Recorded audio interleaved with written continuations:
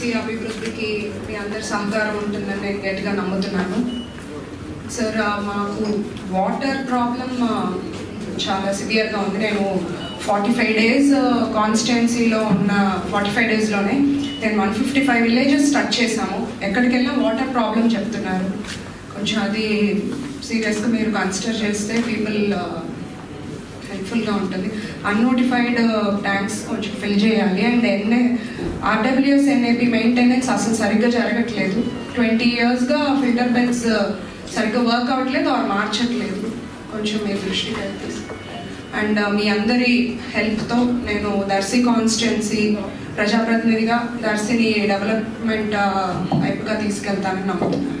ఆ ప్రభుత్వం అంధకారంలో అభివృద్ధికి సంక్షేమానికి దూరంగా ఉన్న ఈ రాష్ట్రంలో తిరిగి గాడిలో పెట్టేదానికోసం ప్రయత్నం చేస్తున్నాం.